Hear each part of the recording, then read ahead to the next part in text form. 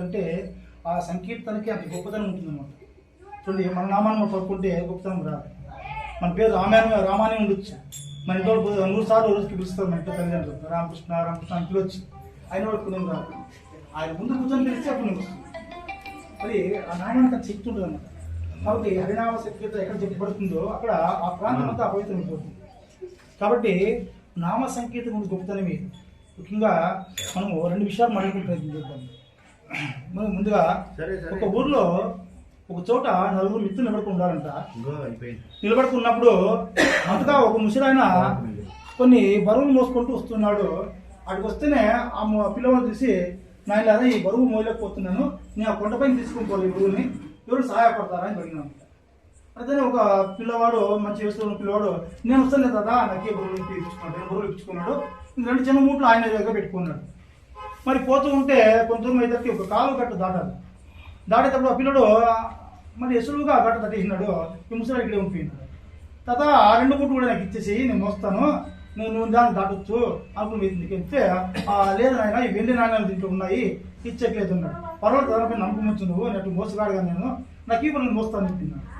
సరే 2 మూట్లు ఇచ్చినాడు. ఇస్తేనే ఈ తాత దాటినాడు.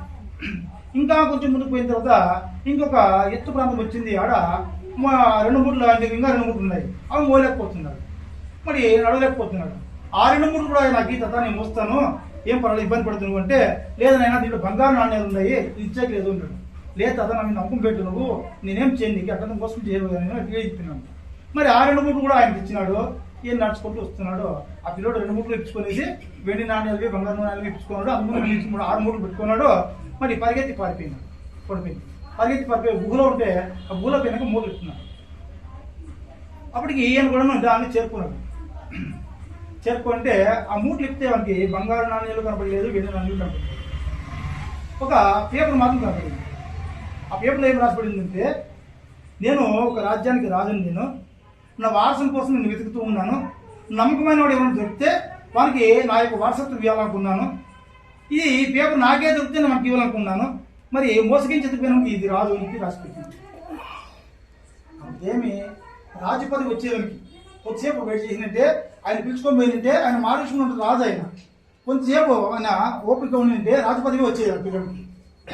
మరి మోసగించాలనుకున్నాడు కాబట్టి తాను మోసపోవడం కాకున్నట్లుగా మరి పదవులు పోగొట్టుకున్నాడు. మన పరిస్థితి కూడా ఎక్కింది. ఆషాఢ శుద్ధ ఏకాదశి మన తొలి ఏకాదశి. ఆ యొక్క ఏకాదశిని మన దాదాపు మన హిందువులు అందరూ కూడా ఈ యొక్క పండుగని ఆచరిస్తారు. మన ఉత్తర వార్షికంలో కావచ్చు, దక్షిణ వార్షికంలో కావచ్చు, ఈ యొక్క పండుగ ఆచరిస్తారు. ఈ యొక్క పండుగ విశిష్టత గురించి మనం అన్ని విషయాలు ప్రయత్నిస్తాం. సంవత్సరానికి దాదాపుగా 24 ఏకాదశులు ఇస్తామండి. అంటే ఒక శుక్లపక్షంలో ఒక ఏకాదశి, బహుళపక్షంలో ఏకాదశి, వెలిసి 12 నెలలకు 12 నెలలు 24 వస్తాయి. ఒకవేళ అధిక మాసం వచ్చినట్టు మరి 2 పెరుగుతాయి, 26 అవుతాయి.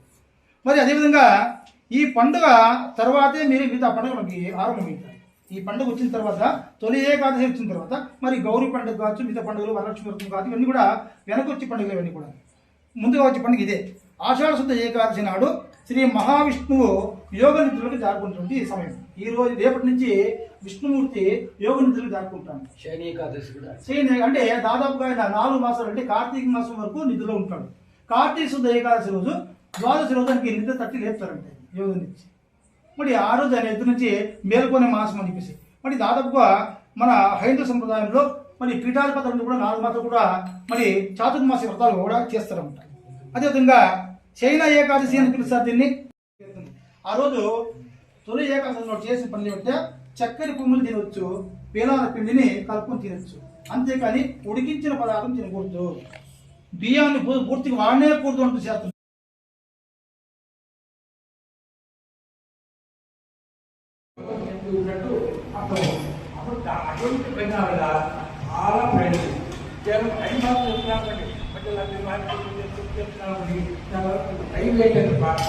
ఏమాత్రం ప్రయోజనపడు కనుక ఉన్నాము స్వామి. ఏ నమశివాయ అనుకోండి, నమో నారాయణ అనుకోండి, నమో వెంకటేశ అనుకోండి, ఈ మాత్రేణ చాలా ఇంపార్టెంట్ అండి. చాలా ఇంపార్టెంట్. ఎందుకంటే ముఖ్యంగా ఆ శక్తి అని చెప్పారు, మాట్లాడుతున్నారా, నేను మాట్లాడలేదు, నా శక్తి మాట్లాడగలను. అది వ్యక్తి కూడా ఆ విధంగా 4 మాటలు చదువుకున్నాం, 2 సార్లు 2 నాలుగు చదువుకున్నామంటే కనుక ఆ ప్రయత్నంగా వచ్చిందేటువంటి మాత్రం మీరు ఈ మధ్య ఏం మాట్లాడుతుంది, మనం మాట్లాడితే సౌండ్ వచ్చేది, మాట్లాడితే సౌండ్ వస్తుందా లేదా కనుక అయితే బయట ప్రభావం కాదు, మనం చెప్పేటువంటి మనకు ప్రభావం, మన ప్రభావం కాదు, మన లోపల భగవంతుడితో మాట్లాడుతున్నాడు, భగవంతుడు మీతో బదులు చేస్తున్నాడు, భగవంతుడు మీ యొక్క సేవ కోరుకుంటున్నాడు. నిజంగా భగత్ సేవాయ అంటే దాపండి సంస్కృతంలో భగత్ సేవాయ అంటే సేవించడము అని అర్థం. ఆ విధంగా చేయడానికి భజన అని. అలాగే నామస్మరణ ఇది నేను చెప్పేది మీరు చెప్పేది కాదు. శంకరాచార్య వారి మహాభారత జగద్గురు ఆ కాలంలో అంటే సుమారుగా 2500 సంవత్సరాల పుట్టి భారతదేశంలో సుమారు ఆదిలతో తిరిగి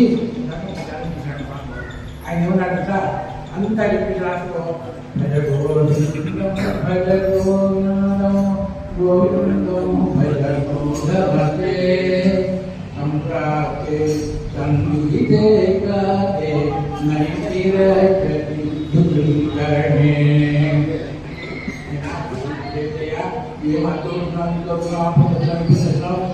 నీకు చనిపోయే సమయంలో నీకు ఎక్కడికి ఏ మాత్రం కూడా పనికిరాదు, భగవంతుడిని స్మరించుకుంటూ ఉండు అట్లా అని చెప్పేసి అక్కడ చెప్పండి. మరొకటి ఇది ఇంపార్టెంట్ ఒకటి చెప్పేసి నేను కార్యక్రమం నిర్వహిస్తున్నాను. మరొకటి ఏంటంటే మనము చనిపోయే సమయంలో ఏమి తలుచుకుంటామో అటువంటి జన్మనే మనకు కనుక మనం చివరిలో భగవంతుని స్మరించుకున్నాను అండి. అలాగే అక్కడ ఇదేమిటి వాగ్యమేంటి భార్య ఆవు ఏమైనా 4 గంటలు పెట్టి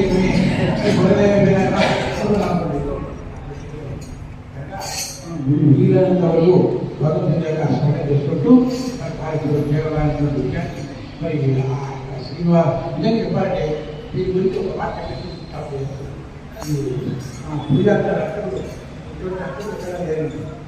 ఎందుకంటే ఆయన తనిస్తూ అందరినీ తనిఖీ పెడతారు. పొట్టు విడిపోయా వాళ్ళు ఇంటికి రావయా